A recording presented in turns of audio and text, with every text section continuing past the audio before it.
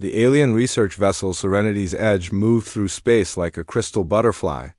Captain HFY stood on the bridge with his forearms crossed behind his back. His crystalline body reflected the blue light from the control panels. The bridge was kept at -20 degrees because that was perfect for his species. Any warmer and they would start to melt. The ship had been studying dead worlds for 3 months. These were planets where nothing could live. Too hot or too cold or too poisonous. The Galactic Research Group wanted to know why some worlds stayed empty while others grew life. Captain HFY thought it was boring work, but it paid well. The communications officer made a soft chiming sound. Her name was Lincera, and she had 6 arms instead of 4. "Captain, we are getting a distress signal from the Pyroxis system." Captain HFY turned his crystal head toward her. "What kind of distress signal?" "It comes from Pyroxis 7, the volcanic moon. Someone crashed there 3 days ago." The captain felt cold fear run through his body. Pyroxis 7 was a hell world. The surface temperature was hot enough to melt metal. Rivers of lava flowed everywhere. The air itself would burn most species to death in seconds. Who would be crazy enough to go near that place? Lincera checked her screens again. The signal says they are human. Species classification shows they joined the galactic community 6 months ago, very new members. Captain HFY had never met a human before. He knew they came from a world called Earth somewhere in the outer spiral. The report said they were a garden world species, peaceful and soft like most civilized beings. How long have they been on the surface? The crash happened 72 hours ago. But Captain, something seems wrong with our translation systems. What do you mean? Lincera looked confused. Her crystal face showed purple colors, which meant she was worried. The human pilot is talking to us right now. He says he is fine and walking around outside his ship. He is asking if we can pick him up soon because he wants to get home to see something called a baseball game. Captain HFY stared at her. That cannot be right. Check the translation again. I have checked it 5 times. The human says the weather is a bit warm, but okay. He says he has been exploring and collecting rock samples. Captain, nothing can live on that surface. Our computers show the ground. Temperature at 900 degrees. That is hot enough to cook most metals. The captain walked to the main viewing screen. He could see Pyroxis 7 in the distance. It glowed red and orange like an angry eye. Steam and smoke rose from its surface. Even from space it looked deadly. Put the human on the main screen. The screen flickered and showed a face. Captain HFY had never seen a human before. The creature had only 2 arms and 2 eyes. Its skin was pink and wet-looking. It had hair on top of its head that was yellow like fire. The human smiled and showed white teeth. "Hey there, this is Lieutenant Jake Murphy. Thanks for answering my distress call. My ship had some engine trouble and I had to set her down kind of rough. The landing was not too bad, but I think I will need a ride home." Captain HFY could not speak for a moment. The human looked calm and happy. There was no fear in its eyes. "Lieutenant Murphy, are you inside your ship right now?" "Nope, I am outside collecting some really cool rocks. This place has amazing mineral formations. I have never seen anything like it. The geology here is incredible." "Outside?" Captain HFY felt his crystal body getting colder with fear. "You are standing on the surface of Pyroxis 7? "Sure am. Beautiful place. A little hot, but not too bad. Reminds me of summer back home in Arizona. My grandmother Betty used to say Arizona heat built character. She was not wrong about that." Lincera leaned over to whisper to the captain. "Sir, our thermal scanners show a heat signature moving across the lava fields. It matches the location of the communication signal." Captain HFY looked at the scanner readings. The human really was walking around outside, on a world where the air temperature could melt steel.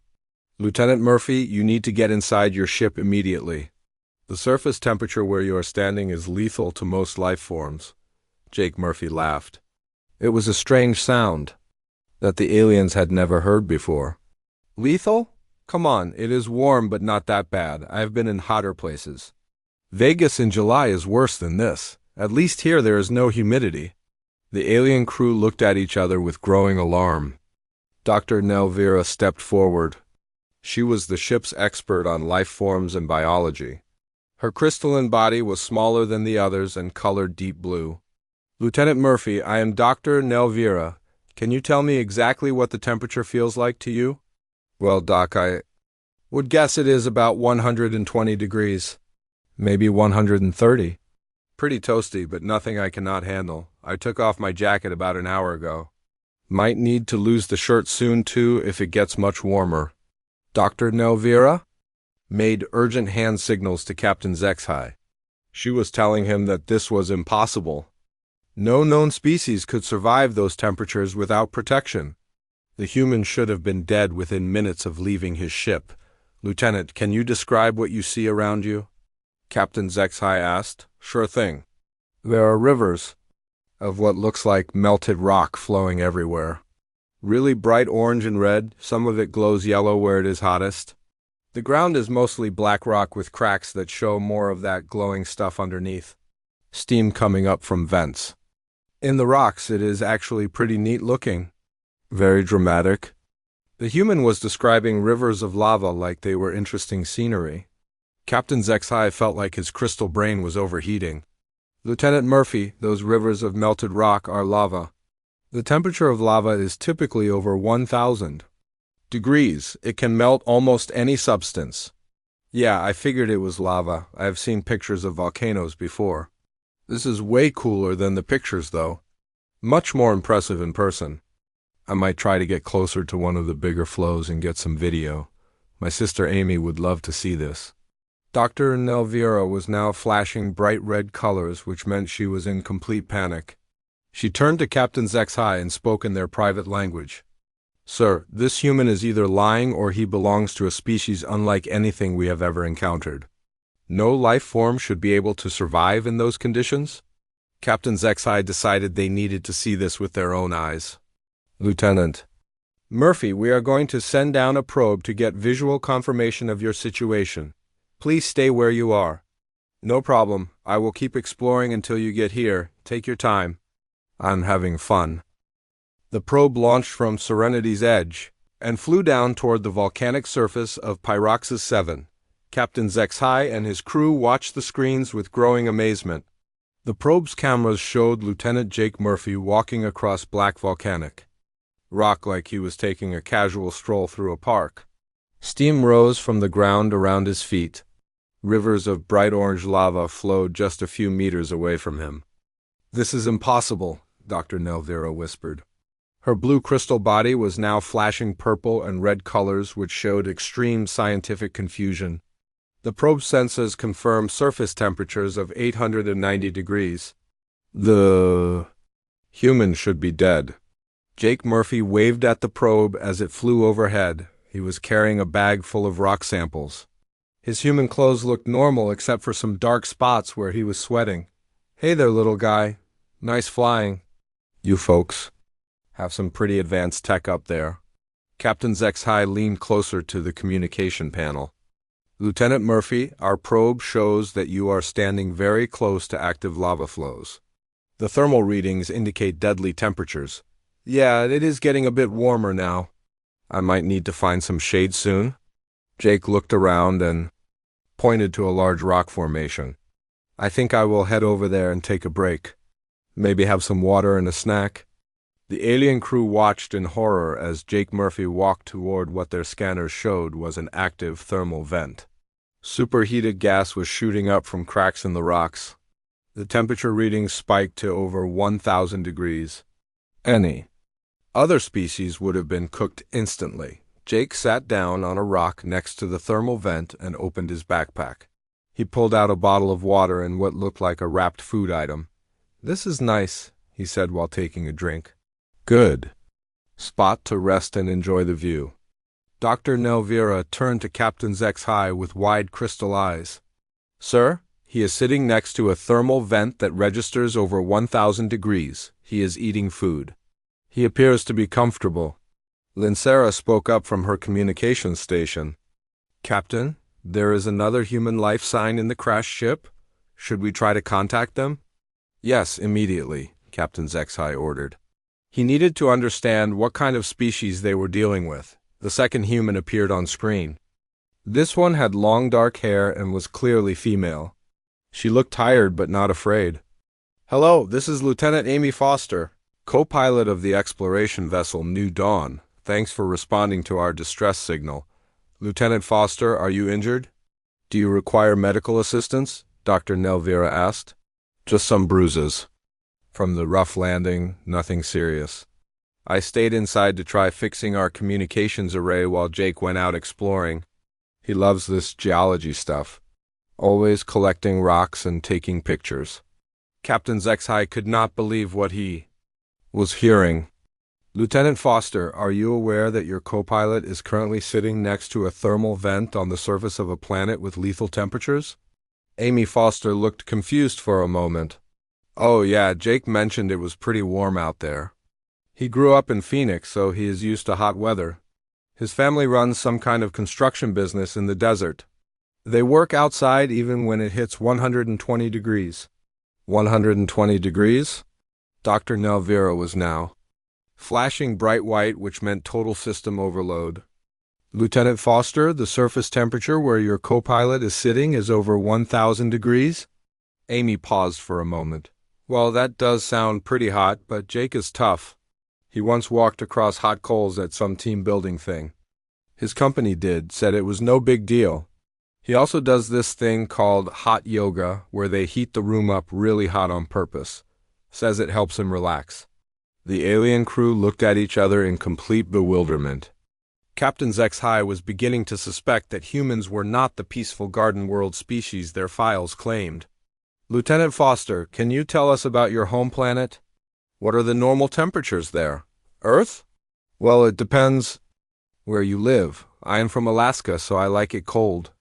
But Jake is from Arizona, where it gets really hot in summer. Some places on Earth get down to -50 in winter and up to 130 in summer. Humans live in all kinds of climates. Double quotes, Dr. Nelvira was taking frantic notes. Lieutenant Foster, those temperature ranges would require advanced environmental suits for most galactic species to survive. How do humans adapt to such extreme variations? We just wear different clothes, Amy said with a shrug. Heavy coats in winter, light clothes in summer. Some people use air conditioning or heating in their houses. Most humans just get used to whatever climate they live in. On the probe's camera feed, Jake Murphy had finished his snack and was walking toward a large lava pool. The molten rock glowed bright yellow and orange. Heat waves distorted the air above it. Jake stopped at the edge and knelt down to look at the lava more closely. Lieutenant Murphy, Captain ZXi called out urgently. Please step away from that lava pool. The thermal radiation alone could kill most species. It is really beautiful, Jake said, ignoring the warning. The colors are amazing. Much more vibrant than in pictures. He held his hand near the surface of the lava to feel the heat. Wow, that is warm. Like opening an oven. Dr. Nelvira was now making distressed crystalline sounds. He is comparing molten lava to kitchen equipment. Captain, I believe we need to fundamentally reconsider what we know about human physiology. Jake stood up and started walking along the edge of the lava pool. His boots were starting to smoke from the heat of the ground. My boots are getting a bit warm, he said cheerfully. Good thing I brought my hiking boots instead of regular sneakers. Captain ZXi watched the thermal readings spike even higher as Jake continued his casual exploration. Lieutenant Murphy, your footwear appears to be smoking. The ground temperature is approaching critical levels. Yeah, I can feel it through the solace. Pretty toasty down there. Jake sat down on another rock and started unlacing his boots. I think it is time to give my feet some air. The entire bridge crew of Serenity's Edge watched in stunned silence as Jake Murphy removed his smoking boots and stood up barefoot on volcanic rock that registered 900 degrees on their sensors. He wiggled his toes and smiled. Much better, Jake said happily. Nothing like going barefoot on a nice warm day. Jake Murphy walked barefoot across the volcanic surface like he was strolling on a warm beach. The alien crew of Serenity's Edge could only watch in complete shock as their thermal sensors showed ground temperatures that should have instantly killed any living thing. Jake seemed perfectly comfortable as he stepped from rock to rock, occasionally pausing to examine interesting mineral formations. "This feels great," Jake said over the communication link. "Like walking on hot sand at the beach back home. My grandmother Betty always said the best way to toughen up your feet was to walk barefoot whenever possible. She lived to be 98 and walked everywhere without shoes, even in summer." Dr. Nelvira was frantically taking notes and running scans. "Captain, his foot tissue is not showing any signs of burning or damage. The cellular structure appears to be completely normal. This defies everything we know about thermal biology." "Captain." Zexai had given up trying to understand what he was seeing. 3 days of observing this impossible human had broken most of his scientific beliefs. "Dr. Nelvira, I want you to compile a complete biological analysis. We need to understand what makes this species so different from every other form of life we have encountered." Jake had wandered over to a thermal geyser that was shooting superheated steam high into the air. He stood directly in the path of the steam and let it wash over his body. "Oh man, this is like a natural sauna. We should build a spa resort here. People would love this." Lincera looked up from her communication station with confusion in her crystal eyes. "What is a sauna?" Amy Foster answered from inside the crashed ship. "It is a small, hot room where humans go to relax. They heat it up to around 200 degrees and sit inside to sweat. Some people pour water on hot rocks to make it even hotter and steamier." The alien crew exchanged horrified looks. "Captain." Zexai felt his crystal body getting colder with each new piece of information about humans. "Lieutenant Foster, are you telling us that humans voluntarily expose themselves to temperatures of 200 degrees for recreation?" "Sure, lots of people love saunas.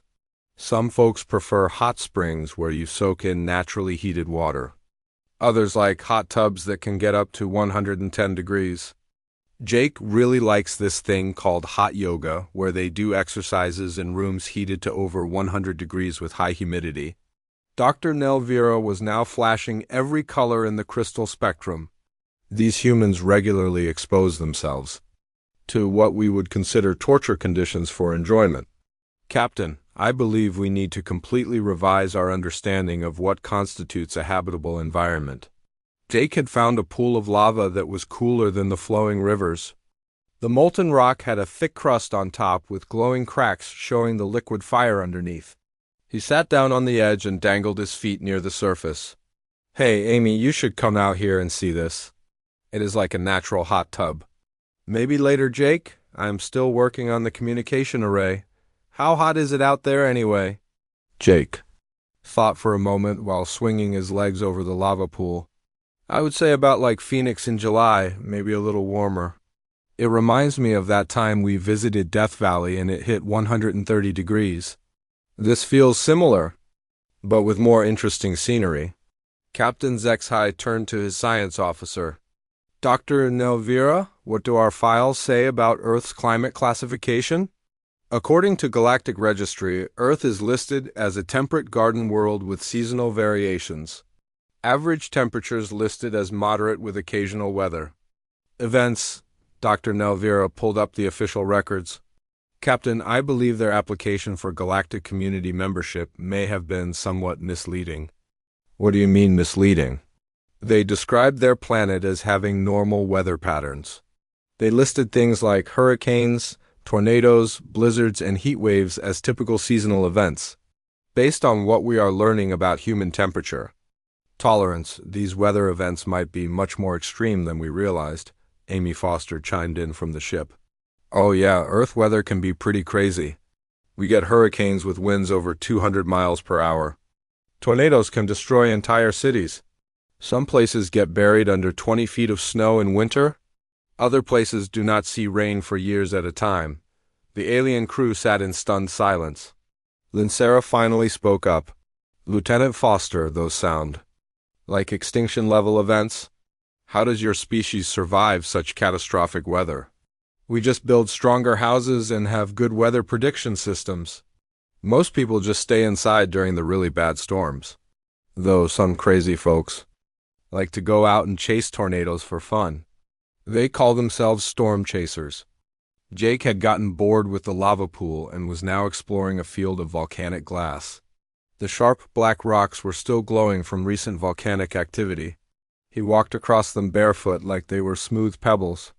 This stuff is really cool. It looks like black mirrors. The way it reflects the lava light is beautiful. Dr. Nelvira ran more detailed scans of Jake's feet. Captain, the volcanic glass he is walking on registers temperatures of over 700 degrees. The sharp edges should be cutting his feet to pieces even if the heat did not kill him. Yet our medical scanners show no tissue damage at all. How? Is that possible? I have no explanation. Human skin appears to be far more resistant to heat and physical damage than any species in our database. Their pain tolerance also seems to be drastically different from galactic norms.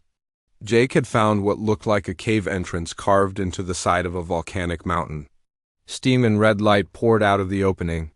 Hey folks, I found a really interesting cave system. I think I'm going to do some exploring. Captain Zexhai nearly fell off his command chair. Lieutenant Murphy, please do not enter that cave. Our sensors show it contains active lava tubes with temperatures exceeding 1,000 degrees. Sounds perfect. I love exploring caves. There is this great cave system back in Arizona called Carlsbad Caverns. Super cool formations and really interesting geology. This looks like it might be even better. Jake disappeared into the glowing cave entrance while the alien crew watched in horror. His communication signal remained strong as he explored deeper underground. Wow, this place is incredible. There are rivers of lava flowing everywhere like underground highways. The rock formations are amazing. I wish I had my camera crew from the Geology Channel here. They would go crazy for this stuff. Dr. Nelvira turned to Captain Zexhai with defeat in her crystal eyes. Sir, I officially request that we reclassify humans from garden world species to something completely new. They are unlike anything in our scientific understanding. Captain Zexhai sent an urgent message to Galactic Command while Jake Murphy continued exploring the lava caves below. The message was marked with the highest priority codes available. Within 6 hours, responses started flooding in from across the galaxy. Every major species wanted to know more about the humans who could survive on Deathworlds. Admiral Corthus of the Galactic Defense Force was the first to respond. His message was brief and direct. Captain Zexhai, please confirm that your report about human thermal resistance is accurate. If true, this changes everything we know about galactic species classification. Dr. Vexula from the Galactic Science Institute sent a much longer message. She was the galaxy's leading expert on planetary habitability and species survival. Captain, I have reviewed the data you sent about human physiology. These readings seem impossible. Please provide additional evidence including detailed scans and video documentation. Jake emerged from the cave system after 3 hours of underground exploration. His clothes were covered in volcanic ash and his hair had been singed by heat, but he looked happy and excited. That was awesome, he said, while brushing dust off his shirt. I found some incredible mineral formations down there. Plus, there was this underground lake of lava that was just beautiful, like a glowing orange swimming pool. Dr. Nelvira was recording everything, Jake said. Her scientific curiosity had overcome her initial horror at his survival abilities. Lieutenant Murphy, when you describe the underground lava as a swimming pool, do you mean you could potentially enter that liquid? Oh no, that would be crazy, Jake laughed. Even I have limits. That stuff was way too hot. I could feel the heat from 20 feet away. It would probably be like getting into boiling water. Very uncomfortable. The alien crew felt a moment of relief until Jake continued talking. Though it did remind me of this hot spring I visited in Yellowstone once. The water there was about 200 degrees, and it felt amazing. Really good for sore muscles. Captain Zexhai had to sit down. Lieutenant Murphy, you have been in water that was 200 degrees? Sure, lots of times. There are natural hot springs all over the western United States. Some of them get pretty toasty. The hottest one I ever tried was about 210 degrees. That was pushing it even for me, but it felt great once I got used to it. More messages arrived from Galactic Command. The Thermal Regulation Council wanted complete biological scans of both humans. The Environmental Safety Board was demanding an immediate review of human habitat requirements.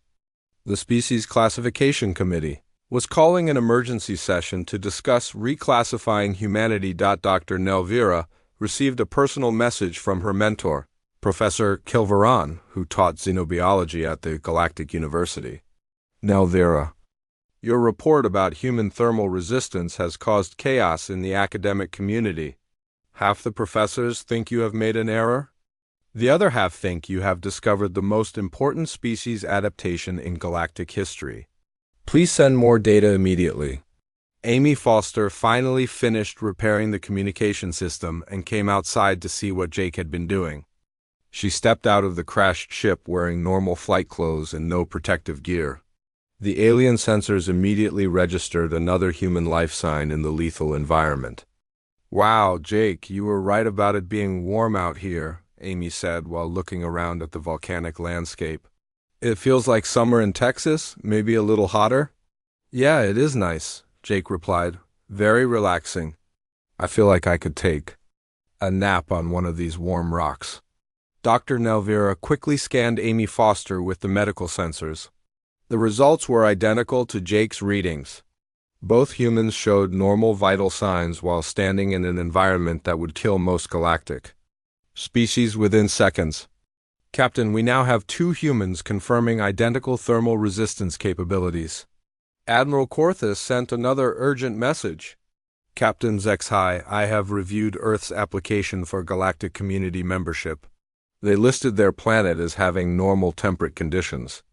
Based on your observations of human thermal tolerance, I believe we need to re-examine what humans consider normal. Jake and Amy started walking together across the volcanic field while discussing their repair options. They were completely relaxed and casual about their surroundings. Jake pointed out interesting rock formations while Amy took pictures with a small camera. They looked like tourists on vacation instead of crash survivors on a death world. Amy, you should see the cave system I found. There are some really cool lava tubes down there. Great for spelunking if we had more time. Maybe next time, Jake, we should probably focus on getting rescued so we can file our mission report. The geology survey is going to love the mineral samples you collected. Captain Zexhai opened a direct channel to both humans. Lieutenant Murphy and Lieutenant Foster, can you tell us more about your mission? What brings human explorers to volcanic worlds? We are part of the Extreme Environment Survey Team, Amy explained. We specialize in studying planets with unusual geological features. Volcanic worlds, ice planets, high radiation environments, that sort of thing. Jake is our geological specialist, and I handle the technical equipment. We have been surveying difficult planets for about 2 years now. This is actually one of the more comfortable places we have visited. Dr. Nelvira felt her crystal body flickering with disbelief. More comfortable? What kind of environments have you studied that were less comfortable than this? Well, there was that ice world where the surface temperature was minus 80 degrees, Jake said. That was pretty brutal. Had to wear heavy coats and thermal gear. Very uncomfortable. Then there was the desert planet with the sandstorms, Amy added. The sand got into everything and the winds were over 100 miles per hour. That was definitely worse than here. Oh, and that radiation world where we had to wear those heavy lead suits, Jake continued. Those suits were so bulky and hot. We could only work outside for 4 hours at a time before the radiation levels got dangerous. The alien crew listened in growing amazement as the humans described a series of planetary environments that would be classified as uninhabitable by galactic standards. Each world they mentioned would require massive technological support for other species to even approach. Yet these humans had been working there regularly as part of their normal jobs. Captain, Zexhai finally understood that humanity was not Just another Garden World species joining the galactic community. They were something completely unprecedented. They were apex survivors from a death world who somehow believed their planet was normal and comfortable. 6 months after the Pyroxis 7 incident, Jake Murphy found himself sitting in a conference room aboard the massive galactic command station. The room was kept at a comfortable temperature for him, but the alien representatives wore thick environmental suits to survive what they considered freezing conditions. Jake wore a simple uniform and felt perfectly comfortable. Admiral Corthus spoke through his suit's communication system. Lieutenant Murphy, on behalf of the Galactic Defense Force, I want to thank you for your cooperation with our research teams. Your species has provided us with unprecedented opportunities for scientific advancement. Jake smiled and nodded. Happy to help, Admiral. It has been really interesting learning about all the different species in the galaxy. I never realized how many different ways life could evolve. Dr. Vexula leaned forward in her environmental suit. Her species needed temperatures below freezing to survive, so the normal room temperature felt like standing in an oven to her. Lieutenant Murphy, your casual survival on extreme worlds has revolutionized our understanding of planetary habitability. We have opened 12 new research projects based on human capabilities. The past 6 months had been busy for Jake and the human space program. Word had spread quickly through the galactic community that humans could work in environments previously thought impossible to explore. Requests for human assistance had flooded in from research institutions across the galaxy. The first joint mission had been to a volcanic world in the Centauri system. While alien researchers remained safely in orbit, Jake and a team of human geologists had spent 3 weeks on the surface establishing research stations and collecting samples. What would have cost billions in specialized equipment for other species had been accomplished by humans with basic protective gear. The mineral extraction project on Vulcan Prime has exceeded all expectations, reported Director Helmira from the Mining Guild. Human workers can operate directly on the surface while our equipment provides remote analysis. This has reduced operational costs by 90%. Jake had enjoyed the assignment on Vulcan Prime. The planet had active lava flows and surface temperatures around 800 degrees. He had worked with a team of human miners who thought the conditions were challenging but manageable. They had installed drilling equipment directly into volcanic rock and established processing stations near lava rivers. Dr. Nelvira attended the meeting via holographic projection, since she could not survive the room temperature even with an environmental suit. Lieutenant Murphy, I have completed my comprehensive study of human physiology. The results will be published in next month's Galactic Science Journal. Your species represents the most extreme adaptation to environmental stress we have ever documented. The study had involved months of testing with Jake and other human volunteers. Dr. Nelvira had documented human abilities that seemed impossible by galactic standards. Humans could regulate their body temperature across a range of over 100 degrees. Their skin could resist thermal damage that would instantly kill other species. Their pain tolerance was 50 times higher than the galactic average. What really amazed us was learning about human recreational activities, Dr. Nelvira continued. The fact that your species voluntarily exposes itself to extreme conditions for entertainment suggests an evolutionary history unlike anything in our records. Jake laughed. Yeah, humans like challenges. We have people who climb mountains just because they are there. Others who jump out of aircraft for fun. Some folks like to swim in ice water or run marathons in desert heat. We are kind of crazy that way. Commander Helen Brooks entered the conference room wearing a standard human uniform. She had been appointed as the first director of the new Human Extreme Environment Division. Sorry I'm late, everyone. I was just getting updates from our teams in the field. Helen had quickly become famous throughout the galaxy as the human who led the first expedition to an ice world where surface temperatures reached -100 degrees. While other species would need massive thermal protection systems, Helen and her team had worked on the surface wearing insulated clothes that any human could buy at a sporting goods store. Our latest mission reports are very encouraging, Helen announced. Team Alpha just established a research base on the methane ice moon. Titan 7, Team Beta is working on the radiation world Gamma Centauri. Team Charlie is studying the high-pressure environment of Deep Ocean 4. Each mission would have been impossible for other galactic species without enormous technological investments. Humans were accomplishing the same goals with basic equipment and natural adaptation. The cost savings were so dramatic that the Galactic Research Council had tripled their exploration budget. Admiral Corthus stood up carefully in his environmental suit. Lieutenant Murphy, the Galactic Council has voted unanimously to grant humanity full membership status with special designation as extreme environment specialists. This comes with significant benefits including access to advanced technology and preferential trading status. Jake felt honored but also a little confused. Thank you, Admiral. Though I have to say, we do not really think of ourselves as extreme. We are just doing normal human things. Dr. Vexula made what might have been a laughing sound through her suit. Lieutenant Murphy, that attitude is exactly what makes your species so remarkable. What you consider normal activities would be classified as extreme survival scenarios by every other species in the galaxy. The meeting concluded with Jake receiving the Galactic Medal of Scientific Contribution for his role in opening new frontiers for research and exploration. The ceremony was held via holographic projection since most species could not survive. In the same environment as humans without life support equipment got later that day, Jake received his next assignment. He would be leading a survey team to explore a newly discovered world that orbited close to a binary star system.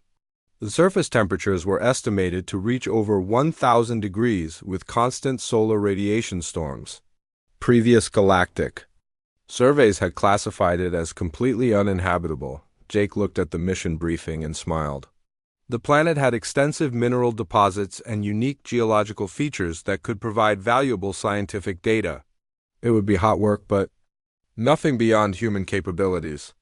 He started planning equipment lists and team assignments while thinking about how beautiful the double sunrise would look each morning. As he prepared for another mission to what the galaxy considered a death world, Jake never stopped to think that he was doing anything unusual. To him, it was just another day at work exploring the amazing diversity of planets that the universe had to offer. The fact that he could walk barefoot across lava and call it comfortable was simply part of being human.